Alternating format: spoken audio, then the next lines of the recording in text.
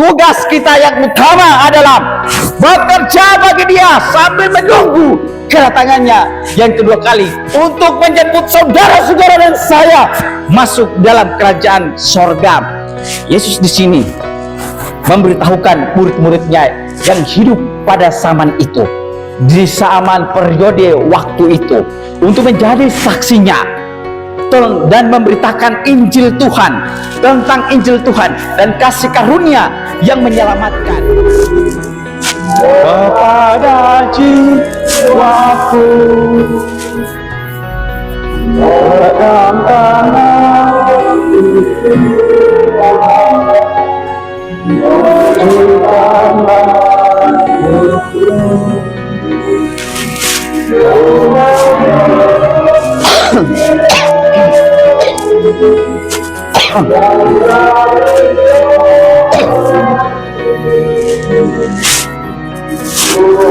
pimpinlah aku jadi milikmu. Mari kita berdoa. Bapa kami di sorga, Bapa dalam nama kuasa Tuhan Yesus, kami rindu Tuhan bersabda bagi kami semua lewat firman-Mu yang menuntun kehidupan kami. Itulah sebabnya kebutuhan terbesar bagi kami ialah Roh Kudus Tuhan menjadi bagian kami semua.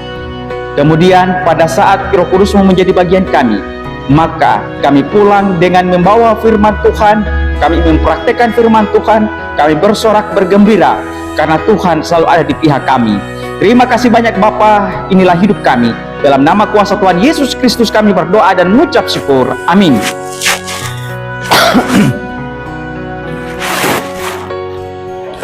Shalom dan selamat hari Sabat Bapak Ibu Saudara-saudaraku yang dikasihi dalam nama Tuhan kita Yesus Kristus.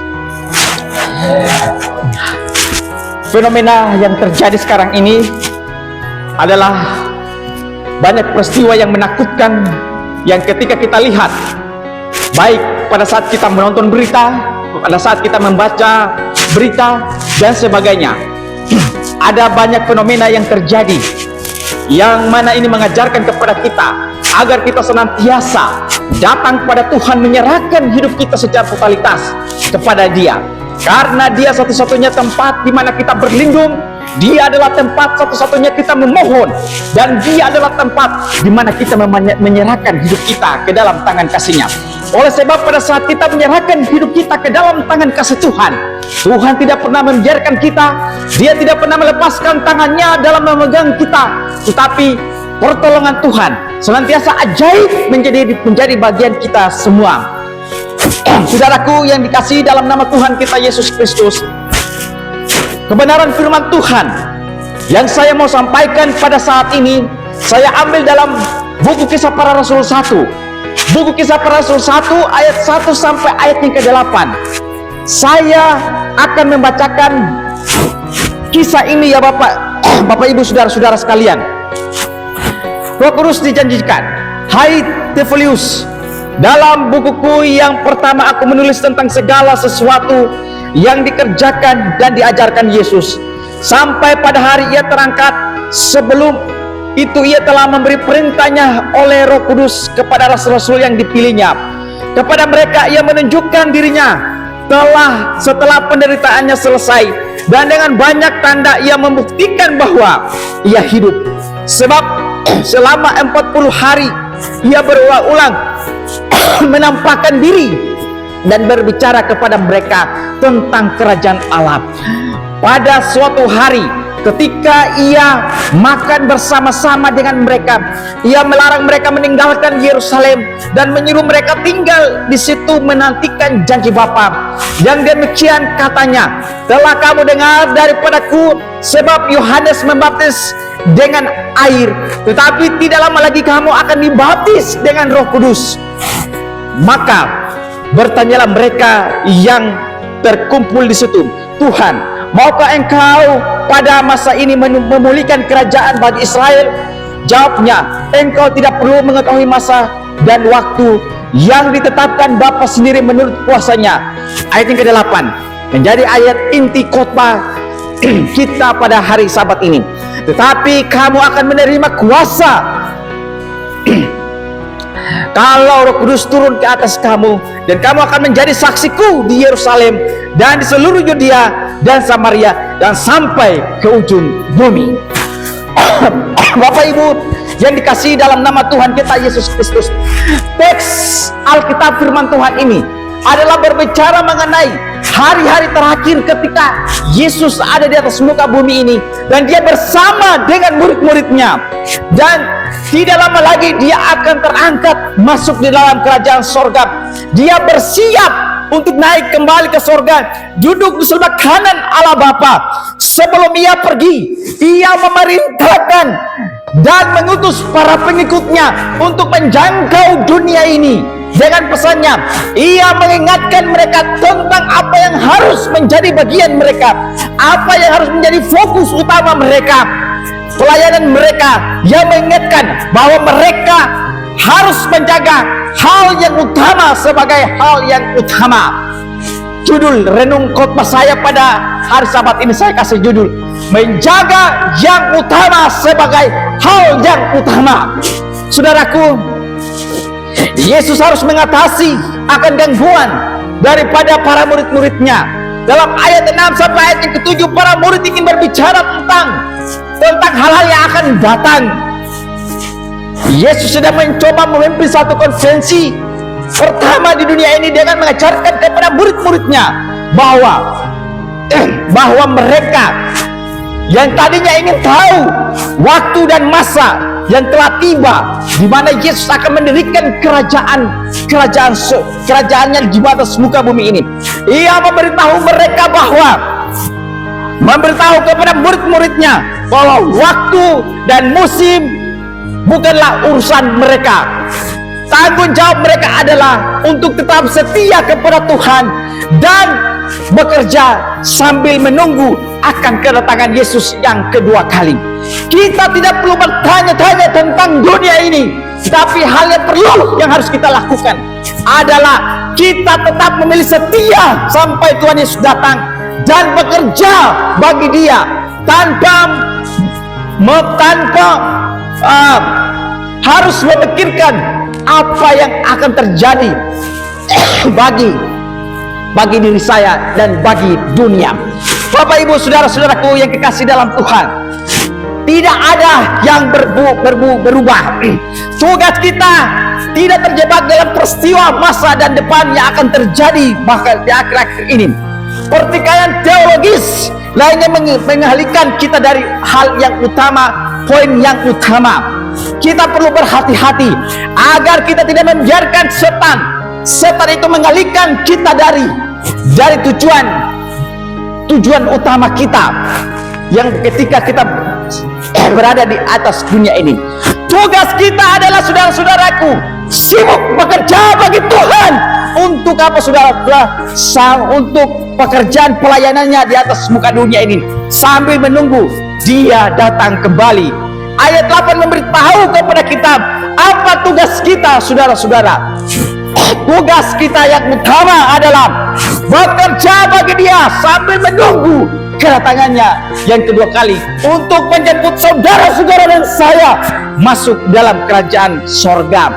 Yesus di sini memberitahukan murid-muridnya yang hidup pada zaman itu, di zaman periode waktu itu, untuk menjadi saksinya dan memberitakan Injil Tuhan, tentang Injil Tuhan dan kasih karunia yang menyelamatkan.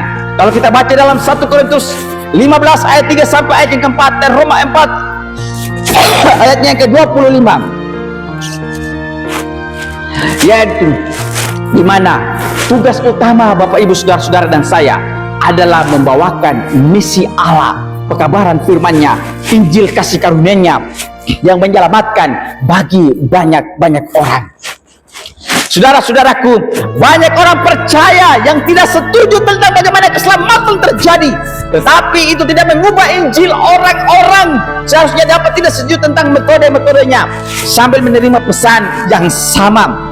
Ayat 8 jelas yaitu setiap orang percaya akan diutus, diperintahkan dan dibangun untuk membagikan Injil keselamatan dunia bagi banyak orang.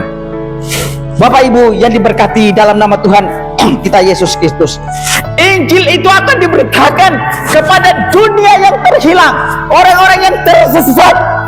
Dan tugas utama kita harus menjadi duta-duta Allah, duta-duta daripada Yesus Kristus di atas muka bumi ini, memberitakan, membawakan misi Allah bagi banyak orang. 2 Korintus 5 ayat yang ke-20 mengajarkan kepada kita, memberitahukan bahwa saudara-saudara dan saya, kita ini adalah duta-duta Allah, pembawa-pembawa misi Allah. Pada kesempatan ini, izinkan saya untuk berbagi beberapa kualitas yang dimiliki oleh semua saksi. Teks ini mengingatkan kepada kita tentang apa yang harus kita lakukan saat kita bergerak di dunia ini. Dan pada bagian ini menjelaskan kepada kita tentang hal utama yang harus dilakukan oleh gereja. Saya ingin membagikan beberapa poin khotbah selama beberapa menit dengan satu tujuan, yaitu saudara dan saya harus menjaga hal utama tetap menjadi utama. Mengapa saya katakan ini adalah hal utama, Bapak Ibu saudara-saudara sekalian?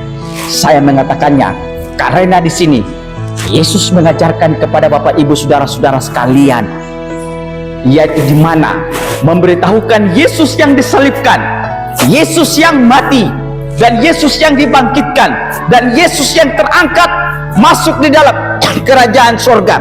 Dia bisa saja berbicara tentang apa saja dunia ini, namun kata-kata terakhirnya Yesus sebelum terangkat di dalam masuk dalam kerajaan surga, kata terakhirnya adalah perintah dan amanat agung, amanat untuk membagikan Injil bagi banyak-banyak orang. Bapak Ibu yang diberkati di dalam nama Tuhan kita Yesus Kristus, jika itu penting dan seharusnya kita lakukan, maka sama pentingnya bagi kita gereja perlu mempelajari pelajaran ini tentang menjaga hal utama tetap menjadi hal utama. Saudara-saudara yang dikasihi dalam nama Tuhan, ada 4 poin penting yang saya mau bagikan bagi Bapak Ibu saudara-saudara melalui khotbah ini, dan ini akan menjadi satu penguatan iman bagi kita untuk bergerak melayani, membawakan misi Allah bagi banyak orang. Saudara-saudara, hal utama menjadi bagian, tetap menjadi yang utama. Kita akan mempelajari, gereja perlu mempelajari pelajaran penting tentang menjaga hal utama tetap menjadi hal utama. Yang pertama, kita harus memiliki pesan yang tepat. Yesus memberitahu kepada kita saudara-saudara bahwa kita harus menjadi saksi bagi Allah, menjadi saksi bagi Yesus. Dan Yesus menjadi fokus satu-satunya pesan bagi kita sampaikan untuk orang lain, untuk banyak orang. Itu tidak berubah. Kita harus memberitahu dunia tentang Dia. Kita tidak boleh berbicara tentang diri kita, kehidupan kita, kepercayaan kita, gereja kita, dominasi gereja kita, atau pendeta favorit kita. Karena itu semua tidak ada satupun dari semuanya itu memiliki kuasa menyelamatkan kita. Pesannya memiliki kuasa, Bapak Ibu saudara-saudara. Roma 1 ayat yang ke-16 mengatakan kepada kita bahwa pesan Yesus, perintah Yesus, ajaran Yesus adalah ajaran yang penuh dengan kuasa. Ajarannya memerintahkan kepada kita untuk mendapatkan kuasa daripada Yesus, dengan satu tujuan, membawakan misi Allah bagi banyak orang. Aiman, boleh duduk di depan, karena ini direkam. Saudara yang dikasihi dalam nama Tuhan kita Yesus Kristus, kita harus memberitahu pesan tentang kasih-Nya, kematiannya, dan kebangkitannya kita harus membagikan Injilnya kepada banyak orang.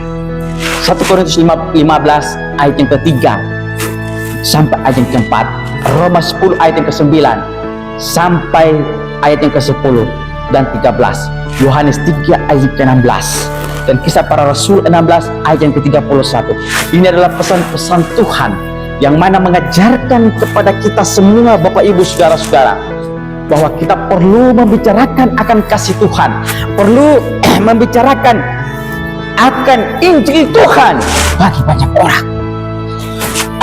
Bapak Ibu yang diberkati di dalam nama Tuhan kita Yesus Kristus, kita harus memberitahu dunia ini bahwa Yesus akan menyelamatkan siapapun yang datang kepadanya dengan iman.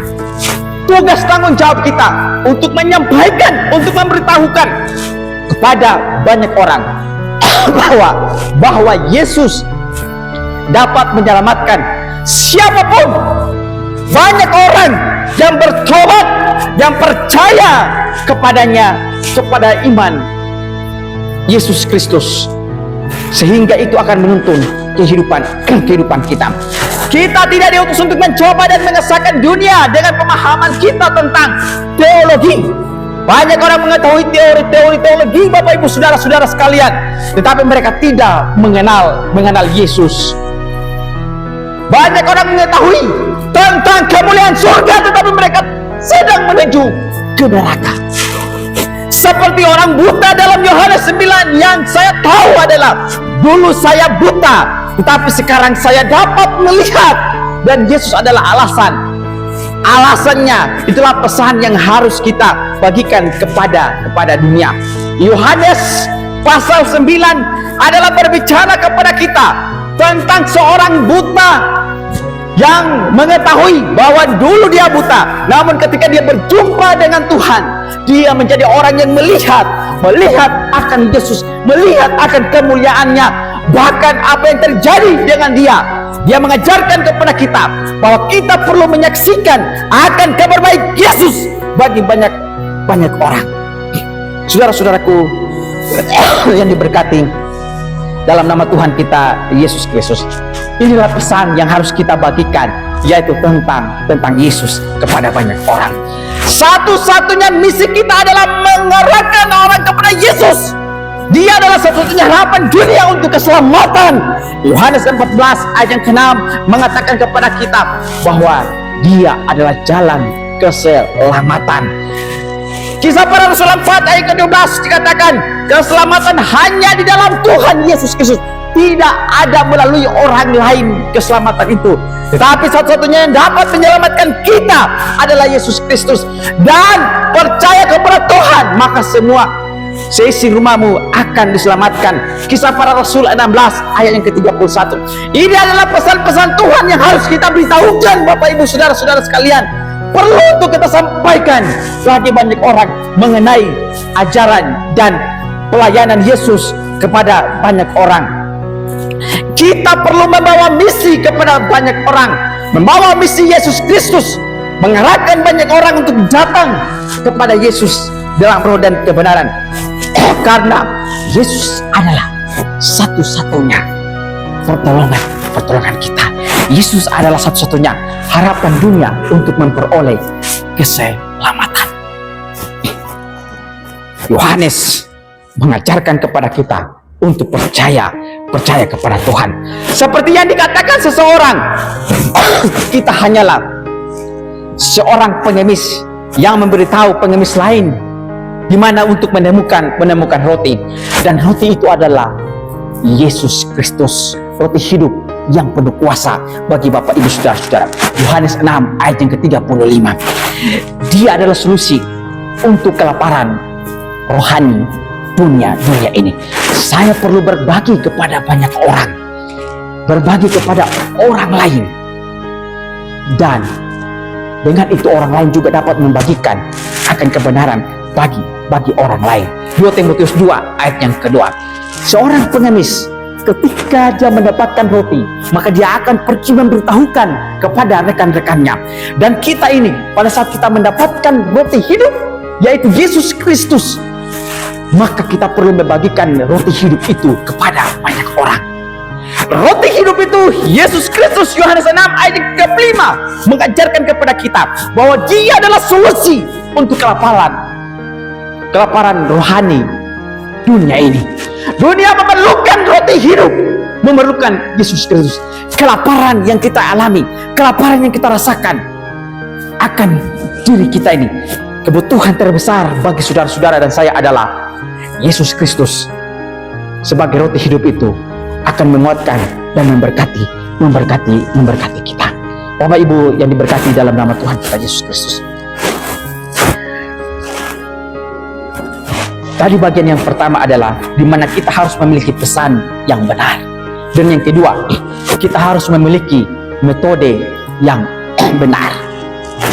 Kalau kita perhatikan di dalam Kisah Para Rasul ini, di mana Kisah Para Rasul 1 ayat 1-8, Yesus memerintahkan mereka untuk menjadi saksi bagi Tuhan. Kata saksi merupakan terjemahan dalam bahasa Yunani adalah martus. Kata ini merujuk kepada mereka yang memberikan kesaksian tentang kebenaran. Saudara dan saya adalah martus. Kita adalah saksi.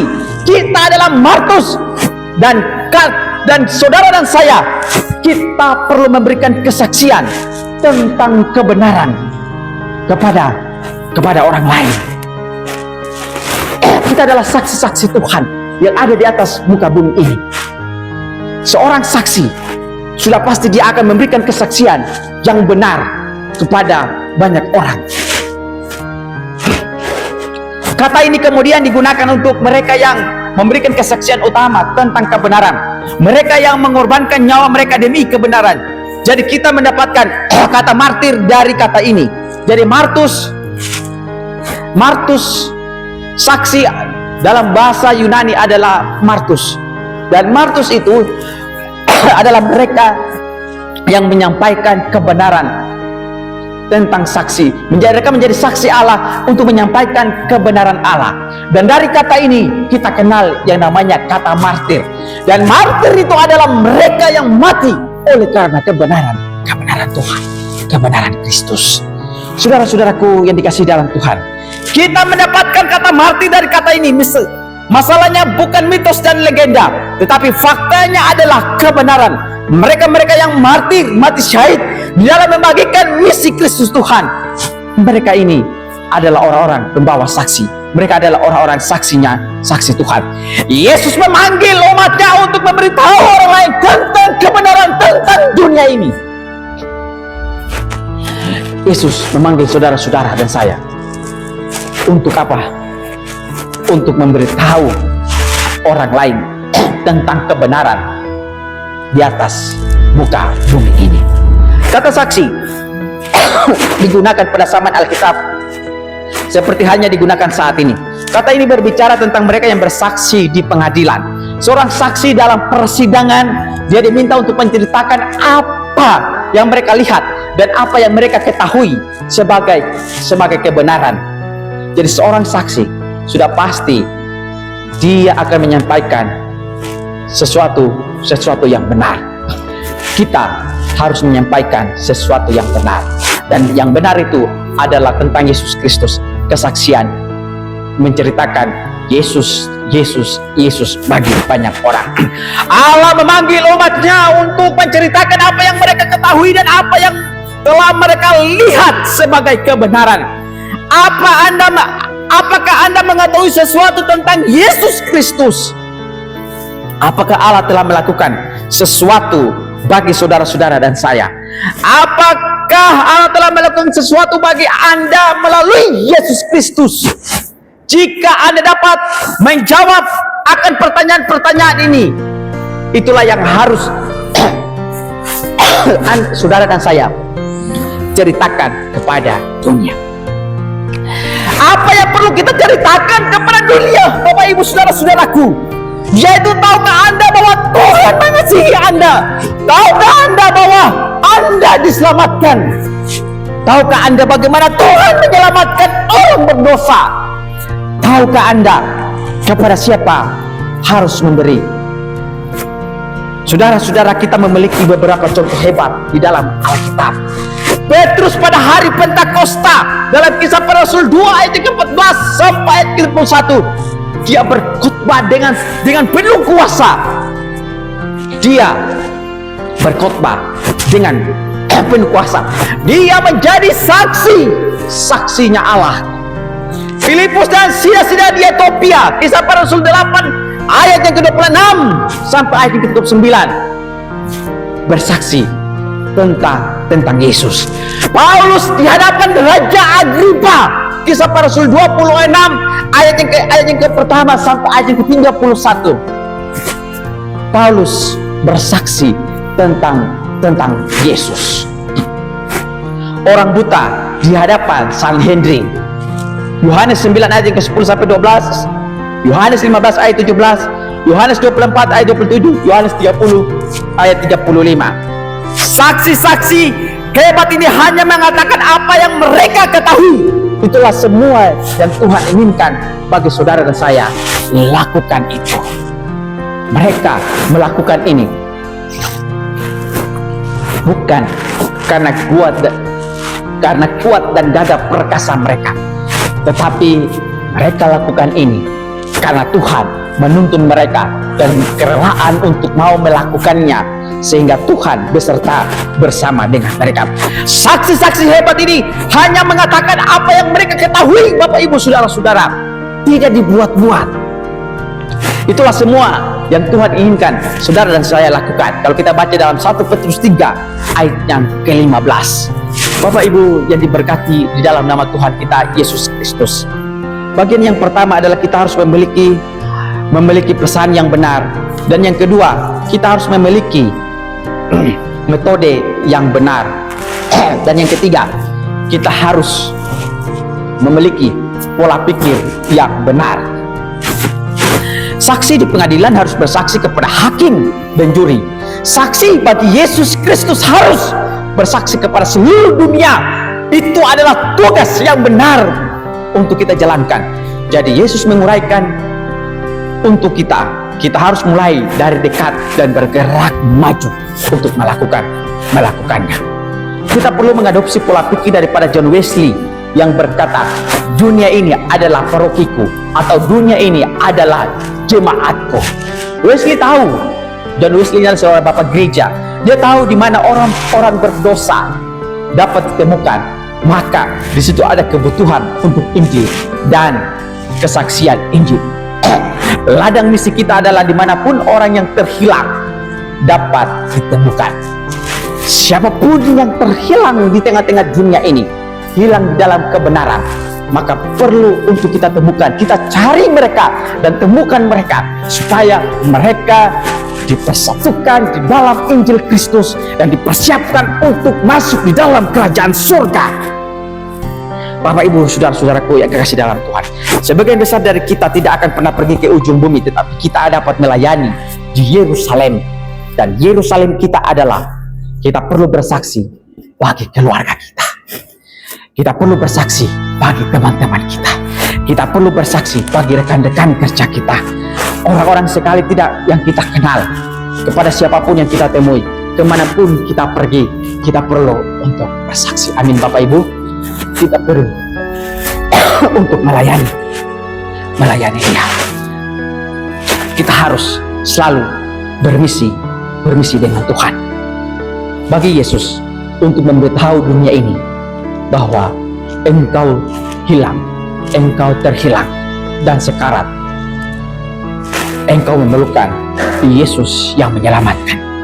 Jika kita dapat kesempatan untuk pergi ke Yudea, ke Samaria, dan ke ujung bumi, kita harus memanfaatkan pintu-pintu yang terbuka itu dengan baik. Samaria, Yudea, itulah lingkungan keluarga kita, dan sampai ke ujung bumi. Setiap orang yang kita temui adalah orang percaya atau mereka membutuhkan Injil. Mari kita ceritakan kepada mereka tentang juru selamat kita. Siapapun yang kita temui, mari kita ceritakan akan juru selamat kita. Mari kita bagikan berita mulia bahwa Yesus menyelamatkan dan menyelamatkan semua orang yang datang kepadanya dengan iman. Wahyu 12 ayat yang ke-17. Yesus dapat menyelamatkan semua orang, tidak terkecuali, dan siapapun itu dia, tetap dia akan diselamatkan, tetap dia diampuni akan dosanya, karena Tuhan mengasihi semua orang. Yang benar-benar menyedihkan adalah bahwa kebanyakan orang percaya tidak akan berbicara kepada siapapun yang berada di luar zona nyaman mereka. Mereka akan mengunjungi teman, keluarga, dan kenalan, tetapi mereka tidak akan pernah pergi kepada seorang yang hilang. Mereka takut untuk membagikan Injil di luar wilayah aman mereka sendiri. Akibatnya, sebagian besar anggota gereja tidak terlibat dalam penginjilan. Apapun itu, mereka memiliki pola pikir yang salah ketika ada seluruh dunia yang harus dijangkau dengan Injil, kasih karunia, dan tugas kita untuk menyampaikan kepada mereka. Jangan terlalu lama kita berada di zona yang nyaman, Bapak Ibu Saudara-saudara sekalian. Kita perlu memperbarui kehidupan kita. Kita perlu menjadi alatnya Tuhan. Kita perlu memiliki pola pikir yang benar, yaitu di dalam membawakan misi Tuhan, membawakan pekabaran Tuhan bagi banyak orang, saudara-saudara sekalian. Tidak terkecuali, siapapun itu dia, kita perlu membagikan kabar baik tentang Yesus Kristus. Kita harus menjangkau sebanyak-banyak orang mungkin untuk datang kepada Yesus dengan Injil Tuhan. Bapak Ibu yang diberkati di dalam nama Tuhan,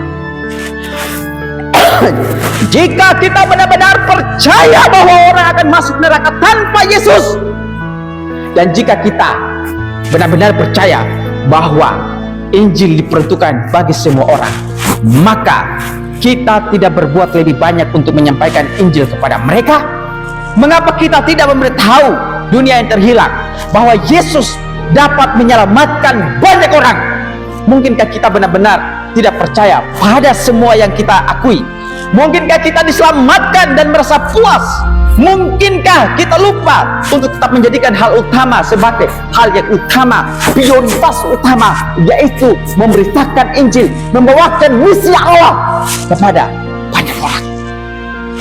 Saudara-saudara yang diberkati dalam nama Tuhan, kita berkhotbah di radio, internet setiap hari, kita tampil setiap di TV setiap Sabat, setiap hari. Sejumlah kecil orang terlibat dalam penjangkauan melalui pelayanan care group, kelompok kecil. Hal-hal ini adalah baik, tetapi tidak menghilangkan tanggung jawab individu kita untuk membagikan Injil kepada dunia ini, kepada dunia.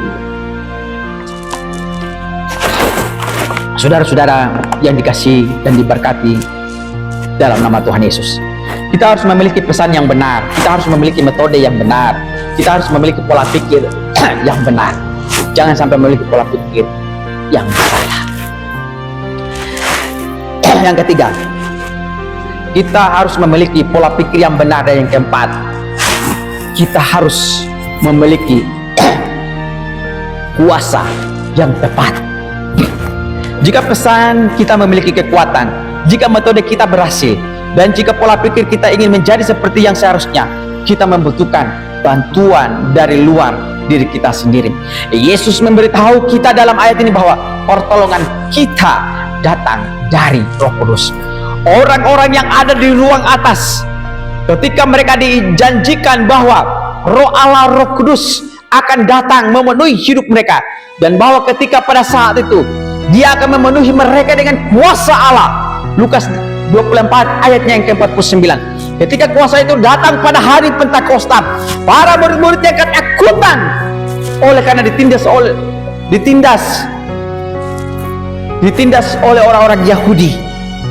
Mereka menjadi ketakutan pada saat itu. Namun pada saat Roh Kudus Pentakosta itu terjadi bagi murid-murid di saat itu, mereka menjadi pengkhotbah Yesus Kristus. Mereka menjadi pengkhotbah Injil Yesus Kristus pada saat itu, sehingga mereka sangat berani untuk memberitakan Injil. Dalam Kisah Para Rasul 2 ayat yang pertama sampai ayat yang ke-21, ketika mereka memberitakan Injil, ada 3.000 orang yang diselamatkan. Bapak Ibu yang diberkati, ini kenapa? Karena kuasa Tuhan. Ingat kenapa? Karena mereka mau menjalankan misi Tuhan. karena mereka memiliki kekuatan, mendapatkan kekuatan daripada Tuhan, sehingga mereka dapat melakukan hal spektakuler, hal yang penuh kuasa di dalam pelayanan. Apa yang membuat perbedaan? Bukan kefasikan mereka, saudara-saudara. Apa yang membuat perbedaan di dalam pelayanan mereka? Bukan karena kefasihan mereka, bukan karena mereka fasih, bukan karena mereka jago berkhotbah, bukan karena mereka pintar dalam berpidato. Di dalam penyampaian mereka, yang membuat perbedaan adalah kuasa Tuhan dalam hidup mereka. Kalau kuasa Tuhan ada dalam diri kita, maka setiap ucapan berkat melalui kata-kata kita itu akan membawa satu jiwa di dalam pertobatan yang sungguh-sungguh kepada Tuhan. Saudara-saudara, dari mana datangnya kuasa itu? Dari mana datang kuasa itu? Itu berasal dari fakta bahwa mereka diselamatkan dan didalami oleh Roh Kudus. Yohanes 14 ayat ke-16 sampai 18 dan 1 Korintus 12 ayatnya yang ke-13. Bapak Ibu yang diberkati di dalam nama Tuhan kita Yesus Kristus, itu berasal dari fakta bahwa mereka didoakan, disucikan di hadapan Tuhan. Kisah Para Rasul 1 ayat 14. Itu berasal dari fakta bahwa mereka bersatu dalam kasih hati dan tujuan kasih para rasul. Kita lihat dalam Kisah Para Rasul 2 ayatnya yang pertama, yaitu mereka satu hati, satu tujuan, dan mereka satu dengan yang lain membantu. Kekuatan yang sama tersedia bagi kita jika kita memiliki kuasa Tuhan dalam kesaksian kita, kata-kata kita, dan pekerjaan kita. Kita akan mendapatkan hidup kita dalam bentuk yang dapat diberkati dan digunakan Tuhan. Kita harus menjadi seperti gereja mula-mula dalam Kisah Para Rasul 2 ayat yang ke-42 sampai ayat yang ke-47. Ketika kita melakukannya, kita akan melihat Tuhan mencurahkan kuasanya atas kesaksian kita kepada dunia. Sebelum kita melakukannya, kita akan terus berputar dan tidak akan mencapai bagi kemuliaannya. Kita sangat membutuhkan kuasa Tuhan dalam hidup kita dan gereja kita. Kita tidak akan pernah menikmati urapan dan kuasanya sampai hati kita benar satu sama lain dengannya. Perlu bersatu Bapak Ibu Saudara-saudara. Perlu ada persekutuan dalam diri kita masing-masing, sehingga ketika itu terjadi, maka Injil Tuhan tersebar luas kepada banyak orang. Walaupun banyak ada tantangan, ada banyak hal yang membuat kita cemas, khawatir, tetapi Tuhan bersama-sama dengan kita. Saudara, jika Anda memiliki masalah dengan saudara dan saudari di dalam Kristus, dan Anda belum menangani masalah itu secara alkitabiah, itu merupakan halangan bagi kuasa Tuhan untuk dinyatakan dalam hidup Anda. Jika Anda memiliki dosa rahasia yang terkubur dalam hidup Anda, itu merupakan halangan bagi kita untuk menginjil, halangan bagi kita untuk mendapatkan kuasa dari Tuhan untuk dinyatakan dalam diri saudara. Kita perlu berhenti memandang orang lain dan menetap. Kita perlu untuk senantiasa menyerahkan kehidupan kita secara totalitas kepada Tuhan. Kita perlu berhenti memandang orang lain dan menangani hati kita sendiri. Ketika kita melakukan dan kita sampai di tempat yang diinginkan, kita dapat dan menikmati kuasanya atas kesaksian kita. Kita mau agar kesaksian kita adalah kesaksian membawa orang untuk datang kepada Yesus. Bapak Ibu yang diberkati dalam Tuhan, sebagai kesimpulan atas renungan saya, khotbah yang saya sampaikan pada saat ini, seberapa pentingkah menjadi saksi bagi Allah? Apa yang ingin Anda ubah dalam hidup Anda agar Anda dapat menjadi saksi yang lebih efektif? Apa yang ingin Anda hadapi agar kuasa Allah dapat berdiam di atas Anda? berapa harga yang ingin Anda bayar untuk sentuhan Allah dalam hidup Anda? Sudah berapa lama sejak Anda memberitahu orang lain tentang Yesus? Sudahkah di hari-hari hidup kita ini kita memberitahukan tentang Yesus kepada banyak orang? Izinkan saya untuk mengingatkan Anda bahwa setiap dari kita memberikan pertanggungjawaban atas kesaksian kita kepada Yesus pada suatu hari nanti. Roma 14 ayat yang ke-12. Waktunya terlambat dan sekaranglah saatnya untuk memberi tahu dunia bahwa Yesus mencintai banyak orang. Gereja kita telah teralihkan dari misi kita. Saya pikir kita semua memiliki tanggung jawab dalam hal itu. Inilah saatnya untuk membuat kembali misi kita. Inilah saatnya ketika hal utama harus menjadi hal utama bagi kita. Sudah waktunya untuk menangani masalah pribadi kita, dan sudah waktunya Bapak Ibu Saudara-saudara untuk kita melayani Tuhan, bekerja bagi Tuhan, menangani dosa-dosa kita sehingga kuasa Tuhan dapat terdiam atas kita, dan Tuhan berkenan menyelamatkan jiwa-jiwa di tempat ini. Sudah waktunya untuk mentaati suara Tuhan. Jadilah Allah Tuhan, tetap mentaati firman Tuhan, dan Tuhan akan menolong kehidupan kita. Saya bawa dalam nama Tuhan Yesus. Amin.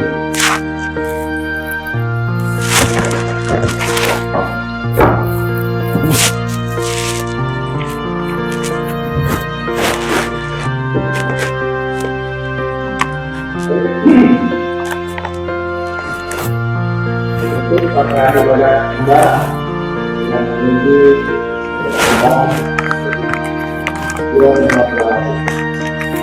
kita sendiri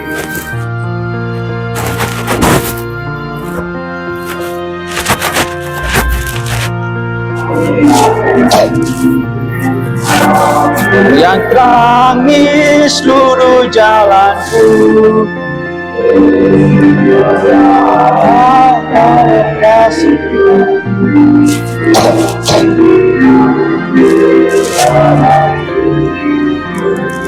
Mari kita berdoa.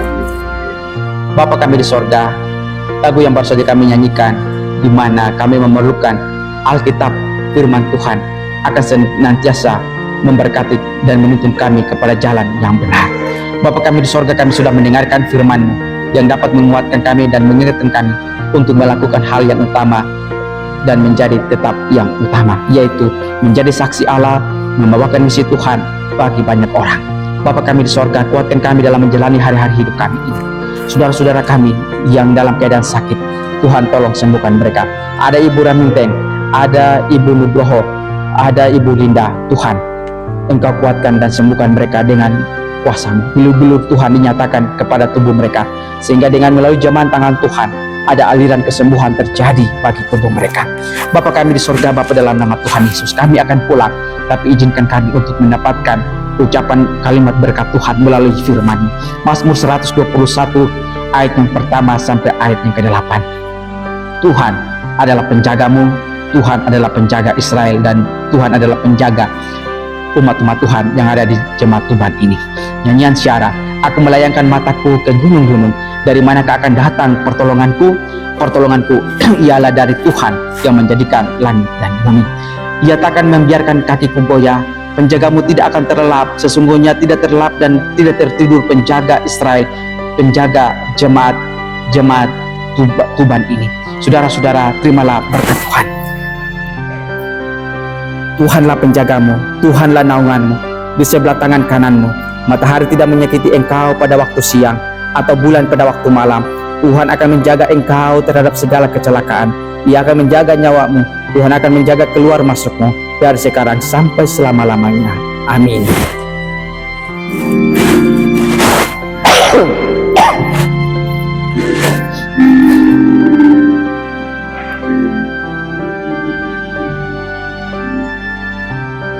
Tuhan memberkatimu, memberkati dan melindungimu, dan beri damai sukacita. Tuhan menghadapkan wajah-Nya dan memberi damai sejahteranya damai sejahtera diberi padamu.